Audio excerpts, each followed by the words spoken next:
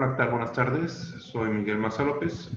Voy a hablar un instante acerca de los detectores de dióxido de carbono, de CO2, ¿sí? Acerca de qué son esos aparatos y por qué se están utilizando ahora en la comunidad escolar y en los espacios cerrados. Hemos escuchado pues, que ya se están popularizando, se están comercializando más y que pueden ser un auxiliar para tener espacios seguros para las actividades intramuros. Entonces, los detectores de dióxido de carbono son unos dispositivos que tienen sensores que nos ayudan a medir cuántas partículas por millón hay de este gas que exhalamos al respirar. Nosotros inhalamos oxígeno, exhalamos dióxido de carbono, el CO2, y estos aparatitos nos dicen qué cantidad, qué concentración de CO2 hay en el ambiente. Eso es lo que hacen.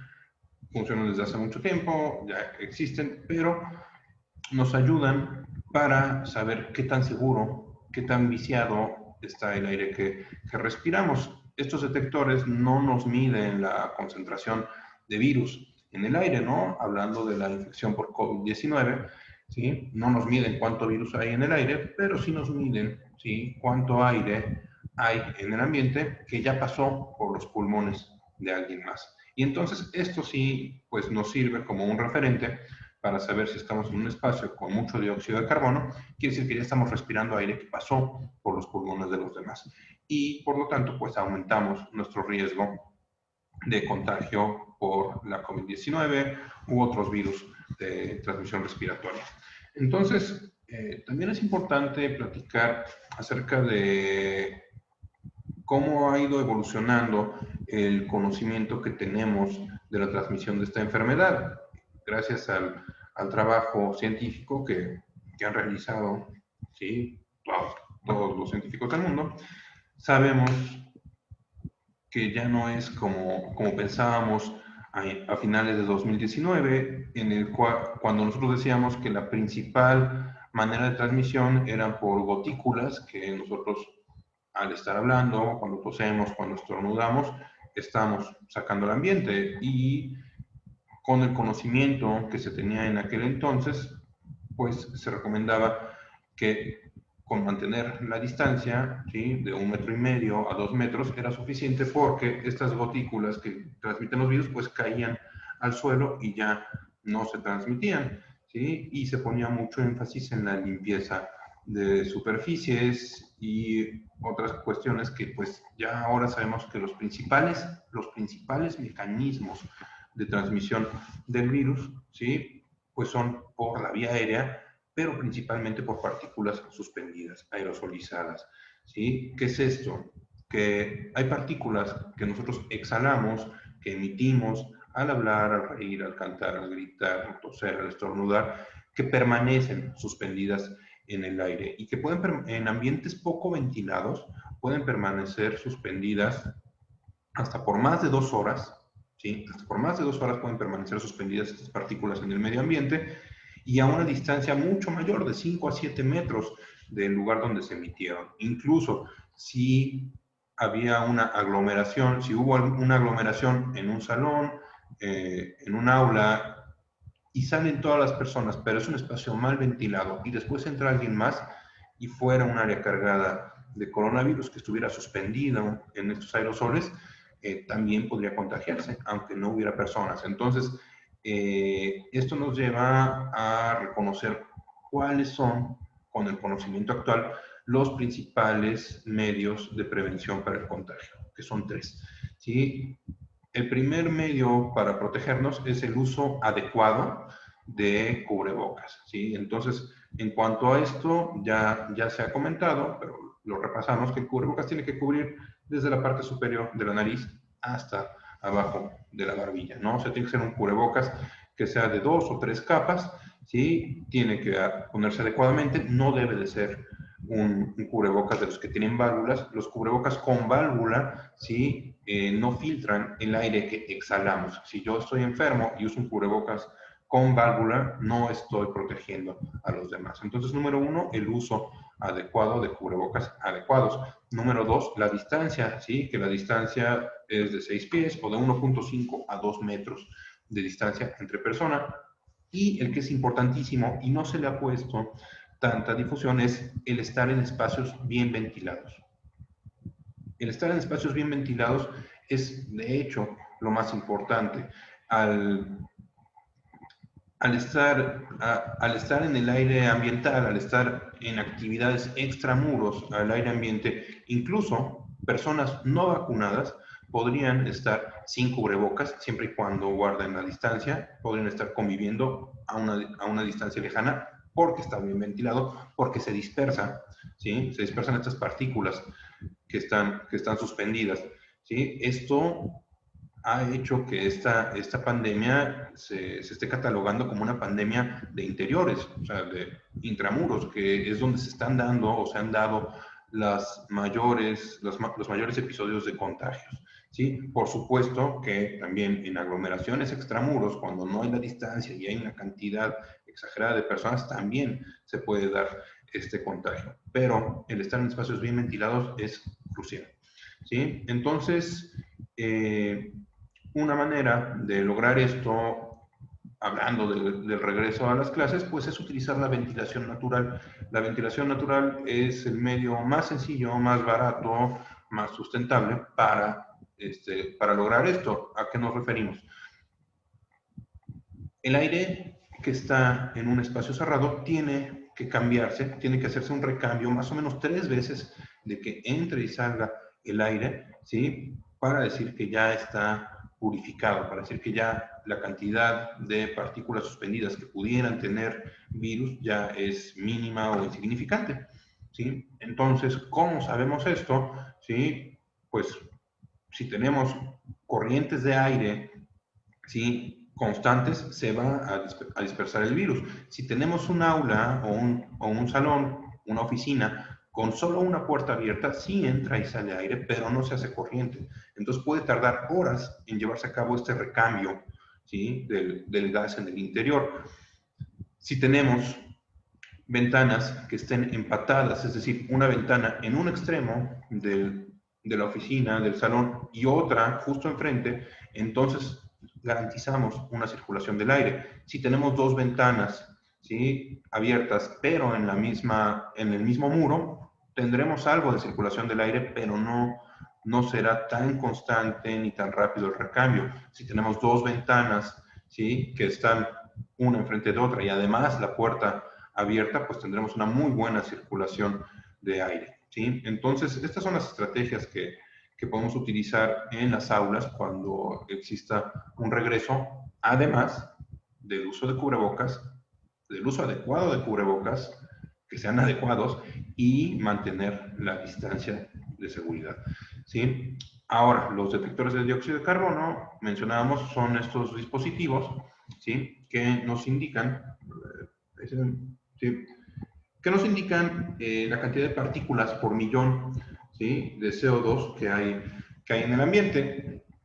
Y a nivel, digamos, en exteriores, en el aire ambiental, la concentración de 350 a 400 es más o menos lo que se presenta.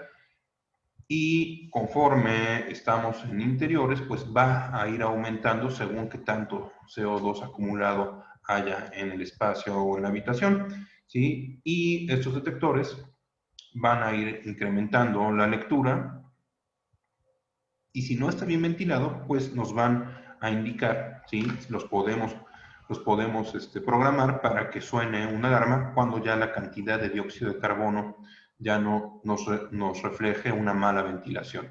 ¿Cuál es la cifra para decir que no está bien ventilada un espacio escolar? La cifra es de 700 partículas por millón de CO2. Es lo que tenemos en las guías que se han llevado a cabo de retorno a espacios escolares, las que toman en cuenta el CO2, como la del estado de Coahuila, que está muy padre, se los recomiendo. Sí, algunas guías norteamericanas y europeas también nos mencionan esta cantidad de 700. ¿Sí? Es importante que el detector, por ejemplo, ahorita estaba en 400 y tantos, como lo tengo aquí cerca, ¿sí?, en este momento ya está marcando 511 y subiendo, ¿no? Porque estoy hablando cerca del aparato. Entonces, lo ideal es tenerlo en la parte central del aula o de la oficina, en donde vaya varias personas, que esté en la parte central, no que lo tengamos al lado de la puerta que está abierta o al lado de la ventana, sino que lo tengamos en la parte central, que esté al menos a 1 metro de distancia de los alumnos, ¿sí? Y a 1 metro de altura, ¿sí? O sea, se puede poner sobre un tipo tripié, sobre algún mueble que no se vaya a golpear, y ahí está, ¿no? ¿Qué hacemos si el detector de dióxido de carbono se acerca a los 700 o está ya sonando la alarma que pusimos en 700? Ese es el momento de llevar a cabo medidas para garantizar la ventilación y la respiración de aire seguro por los alumnos. Lo ideal es no esperarnos a llegar a que esté ya en 700 o por arriba de 700 para sacar a los niños y niñas de las clases o del aula, sino decir, bueno, esto está subiendo, ya está en 600, va por arriba de 600, asegurarnos de que estén abiertas todas las ventanas o abrir más puertas, e incluso podemos utilizar medios sencillos para extraer el aire, ¿no? Existen, pues son muy sencillos estos ventiladores pequeños de torrecita, ¿no? O ventiladores de aspas, o de los que quieran, que ustedes pueden poner. Voy a mover la cámara. ¿Sí? Los podemos poner apuntando hacia afuera de nuestra ventana, ¿sí? Y esto hace que el ventilador esté empujando el aire viciado, el aire que ya respiramos hacia afuera, para que por las otras ventilas o por la misma, por otros lados de la misma, entre el aire nuevo, el aire fresco, ¿sí? Entonces, esas son medidas que podemos llevar a cabo. Es importante también mencionar que en este momento estamos pues ya en temporada más cálida, ya se acerca el verano y tal vez no sea un problema estar en las aulas con puertas y ventanas abiertas, pero cuando llegue el momento del frío hay que seguirlo haciendo, ¿sí? Tenemos tal vez así como el mito o la creencia de que los estudiantes, sobre todo los niños chiquitos, se van a enfermar si están en el frío, ¿no? Y lo vemos así porque decimos, es que en diciembre y enero que hace mucho frío, pues los niños se enferman, ¿no? Cuando van a la escuela y se enfrían, sí, pero no se enferman, no adquieren el virus de la influenza o el virus de cualquier catarro o el coronavirus por el frío, sino por estar en un lugar encerrados, ¿no? Habitualmente cuando hace frío, pues se cierran todas las ventilas y están todos los niños como pollitos ahí dentro de la misma aula, incluso a veces ni siquiera salen al recreo porque hace mucho frío, ¿sí? Y entonces ahí están respirando unos encima de otros e inhalando pues todos los gérmenes que exhalan los compañeritos, y por eso se enferman en temporada de frío, porque no ventilamos en área de frío, en las temporadas frías. Entonces la recomendación es esa, de que aun cuando haga frío, pues tengamos a nuestros alumnos y a nuestros hijos abrigados con gorro, si es necesario, o bufanda dentro del aula también, ¿sí? ¿Para qué? Para garantizar la ventilación. Entonces, para quien tenga la posibilidad, pues este tipo de dispositivos es más o menos accesible, tiene un costo alrededor de los 2,000 pesos, hay más caros, hay más baratos, ¿sí? Se encuentran fácilmente en las páginas de ventas por internet, y para el regreso a clases puede ser una buena herramienta, un auxiliar, y si no los tuviéramos, si no tuviéramos el recurso, entonces el ventilar exhaustivamente. Otra propuesta es el tener un solo medidor para varias aulas y estar midiendo constantemente en diferentes momentos de la clase la concentración de dióxido de carbono, que lo ideal sería tener un solo medidor por cada salón, porque no podemos hacer mediciones aisladas. La medición se tiene que hacer desde que entran los chicos hasta que salen, porque esto va a ir incrementando, ¿sí? Lo ideal también es mantener bien ventilada el aula desde antes de que entren los estudiantes, así como los protocolos de los espacios educativos dicen que se tienen que desinfectar las aulas después del uso, o que se tiene que limpiar antes de que entren al salón los niños y los maestros, pues de la misma forma se tiene que ventilar muy bien los espacios donde van a entrar a clase, ¿sí? Y si se puede tener un detector durante toda la clase, ¿sí? Pues es mucho más fidedigno que medir de vez en cuando, ¿sí? Pero pues puede ser también una estrategia para más o menos medir qué tan ventilado tengo que tener mi salón, ¿no? Entonces, es eso, lo de la explicación. Espero que haya sido más o menos claro y los invito a enviar sus comentarios si hubiera algo que no quedó claro o que se puede explicar mejor. Les agradeceré mucho. Envío un saludo.